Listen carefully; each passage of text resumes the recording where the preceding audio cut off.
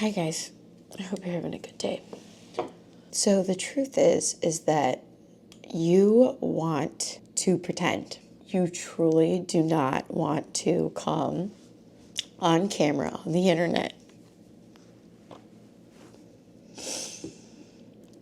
unless you're presenting your best self, right?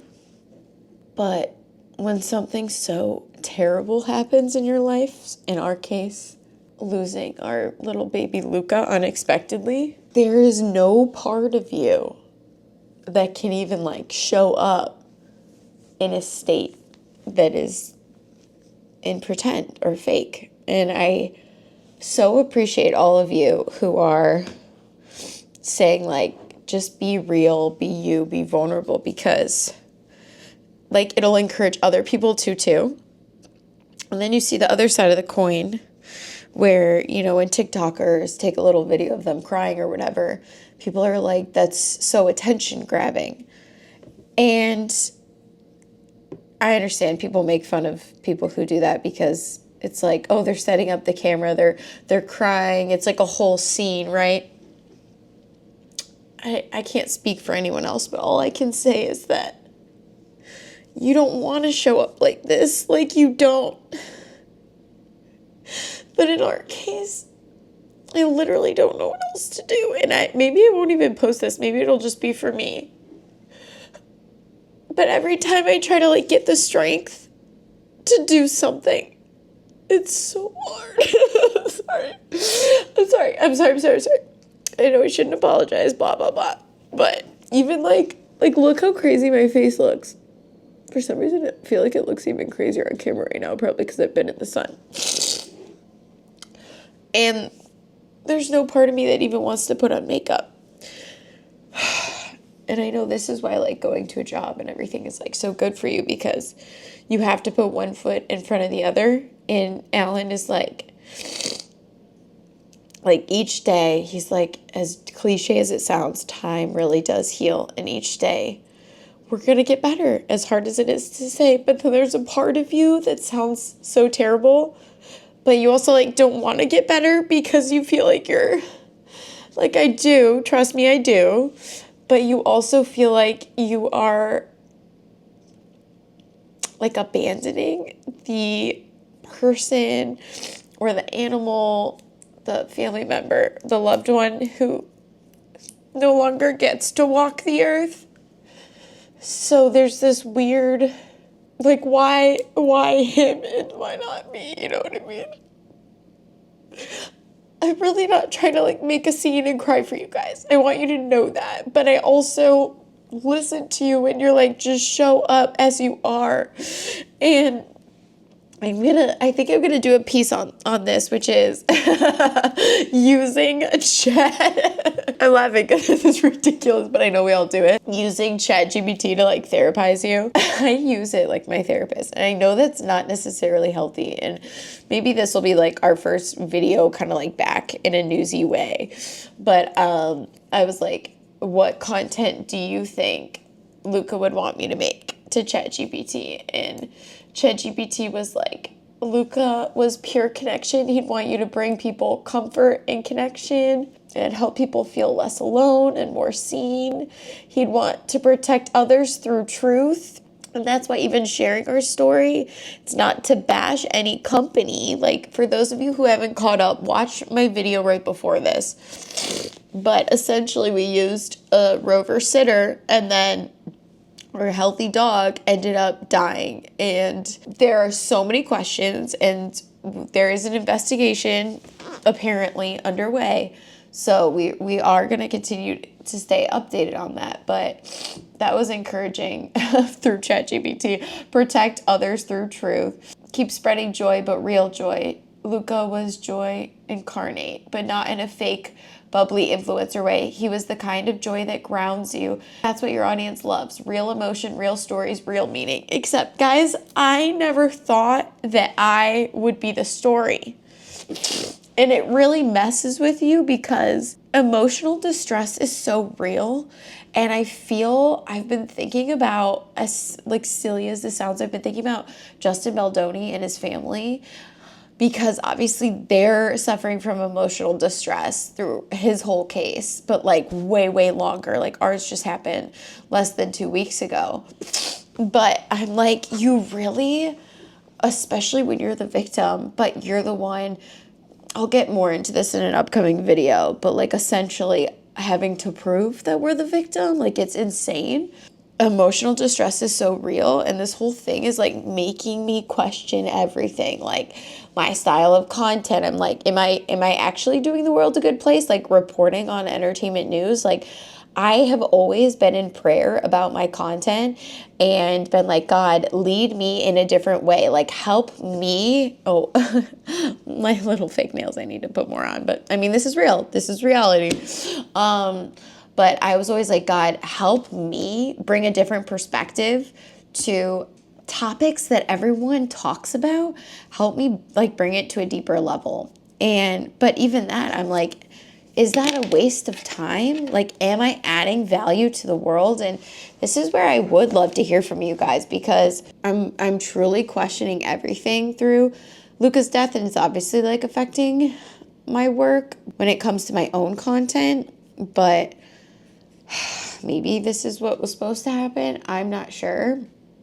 And it says, honor the gift of time. Luca's time was cut short but full. He'd want you to be intentional with yours, not overwork, not perform, but create only what truly lights you up or helps someone else feel less alone. So that's my goal on this channel always. And I want to hear from you. Like, if you are here, even if you've never commented, even if you're not subscribed, can you leave me a comment and let me know, like, why do you watch my videos? What do you come here for? What does my channel provide that other channels might not provide? Or what makes it like slightly different? Because is it okay with you guys to do more vlog style content sometimes? Or are you just here for like entertainment news or things like that? Like, you can tell, like, this is wild. But when it comes to like the honest truth about having to be a content creator in the ups and the downs, the truth is that it's actually insane. And I've never really had to deal with it in this way of like, when it is your job, you have to keep going, but you're the product. So in acting, it was actually easier because you're just playing another person, you're playing another character. But when it's yourself, you literally physically, I mean, maybe you're a psychopath, but then you're playing a character of coming on here and being like, hey guys, welcome back. Like, I can do it. Hey guys, welcome back to the channel. It's Ashley BTV. I'm a former TV news reporter who takes you behind the headlines. It just doesn't feel real. I want to show you something though that's been warming my heart. Yeah, creators, maybe you have creator friends out there and you're like, how do they do it? Honestly, it's insane. It is very, very difficult because you have to, audiences care about authenticity now. That's the main thing people want throughout content. And we see the like weirdly over polished. My friend came to stay with us for a couple of days and it was so sweet. And a bunch of our friends like teamed up and they got us like a basket of goodies and flowers and all these things. And it was so, so sweet. And she had us watch Bachelor in Paradise. And I haven't seen those types of shows in years. And we're watching it and I noticed, I'm like, it's so much more polished now than it used to be. Like, it's like Love Island or whatever. Again, I don't really watch those shows. It's so polished. But I'm like, are they like living in, like, we felt like, even Ellen said it was like an MTV type of show. And it was odd. So I'm like, well, the audience are clearly telling you that we want more like raw and gritty and less polished and less scripted. And yet everyone is going into this style of content that's like super, super polished. So it's crazy. But I want to show you guys something and share like what's been helping me as well, in case you're watching this and you also maybe are grieving something, or you also are like, wait, how do I show up like in my day-to-day? How do I show up in my life? I mean, anyone who sends a card or even a message, like, that is so sweet and that is more than enough. But look, this is from our complex. Obviously, I need to like arrange everything a lot better. But this is a wooden rainbow bridge with a mom and dad petting the little dog. How beautiful is that? I want to read you this little card. It says, a letter from heaven. You could tell they custom ordered this because you can get one that's just a mom and the dog, or a cat, or the dad and a cat, or two moms or two dads. It says, when tomorrow starts without me and I'm not there to see, if the sun should rise and find your eyes all filled with tears for me, I wish so much you wouldn't cry, though I know your heart aches so. But remember, it was for the...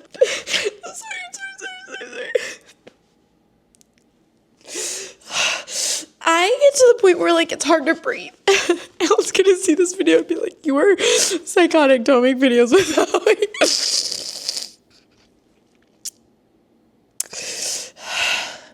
This video is gonna get like 3 views, but does it really matter? I don't know if it does. Because honestly, if this resonates with like 2 people, I'm okay with that for this one. I wish so much you wouldn't cry, though I know your heart aches so. But remember, it was for the best. It was my time to go. I know how much you love me, as much as I love you. And each time you're thinking of me, I know you miss me too. When tomorrow starts without me, don't think we're far apart. For every time you think of me, I'm right there in your heart. Look how beautiful this is. This is perfection. And then right behind it is my friend got us a little picture frame of Luca. So obviously we need to like make this look better and like not shove it all in one. But I want to take you through some things that have been helping me in case it helps someone else. So Alan, I was very much like, oh, should we just get rid of everything? Because as bad as this sounds like, when my mom passed away, she had been sick for like 10 years. And my dad and I were her caregivers. And it was the most draining, crazy 10 years. Because she had Alzheimer's. And she got Alzheimer's when she was like 49 or 50. And I was 18, 19. I was like 19. So I became her caregiver for the next like 8 years, which was crazy because then when she did pass away, it was 2017 and I was 27. I literally felt like I was 21 years old, like, but also not. Like I felt so old because I felt like I had lived so much life that no one my age had lived. So in that sense, I was like, I'm literally 80 years old. But from a other perspective, like I had lived on my own, but then I also lived with my family for a lot of years because I was helping caregive and just like certain elements of my life, I felt like I was 10 years behind. So that was crazy. But when she passed away, I remember like not wanting anything to be around me, like not wanting to see stuff, not wanting to be triggered.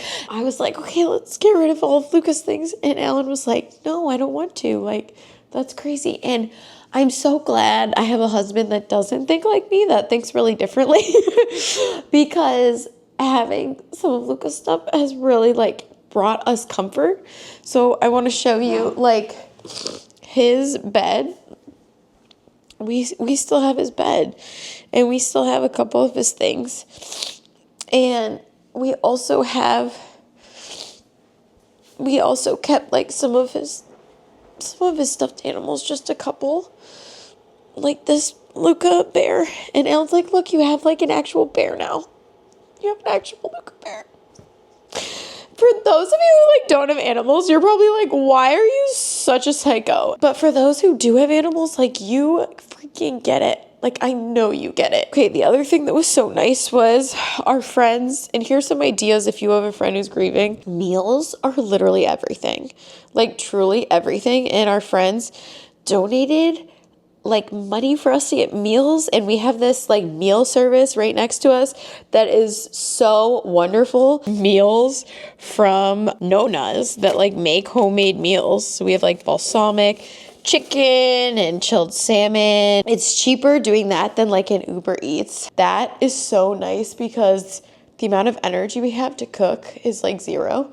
And what I've noticed is that me and Alan have energy at different times. and we get triggered and we grieve at different times. Like for me, I told you guys early morning, I'm sorry, I just keep thinking of how like probably interesting and weird it is that some of you guys know me in a certain way and are seeing me like this, but I'm just trying to show up like Luca would want me to. But, and I really hope this helps. Like, please let me know if this helps. For me, I get triggered in the morning when, because in the morning we had a routine of going outside, and then we would go to our prayer corner and Luca would be laying by my feet. Like, all that was real. None of that was just like for the camera. I get triggered in the morning, and then I get triggered at night. And then Alan is more like mid-afternoon.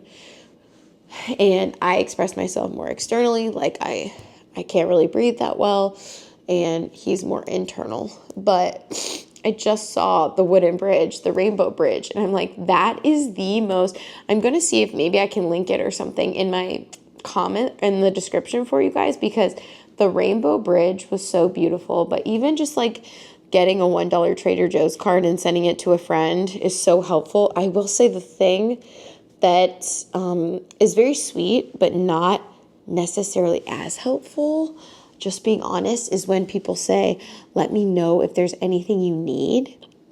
And I know it's coming from a very loving place, so I want to preface that. But many times the grieving person has no, like they're like, I have no idea how to answer that. And it's not, like if the goal is to actually be like super helpful, it's not necessarily that helpful. One of my friends though, she shared that a friend of hers from church was like, hey, I want to help out. Here are some things that I thought of what I can do. And she listed off like 5 different things that was like, I would love to watch your kids for an hour for you to take a break, take you to church, go out to lunch, and she was like, pick one of those, or none of the above, or like something different.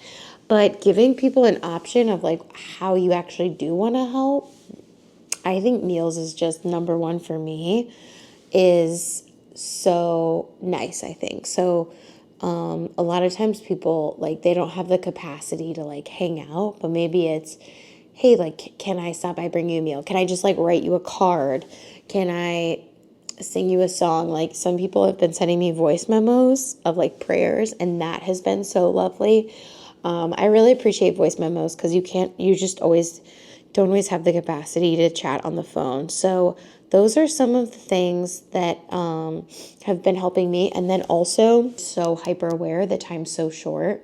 One of the places was a pickleball like indoor court place. And I was playing pickleball with old people, and it was incredible. And I've played it a couple of times now, and it was so much fun.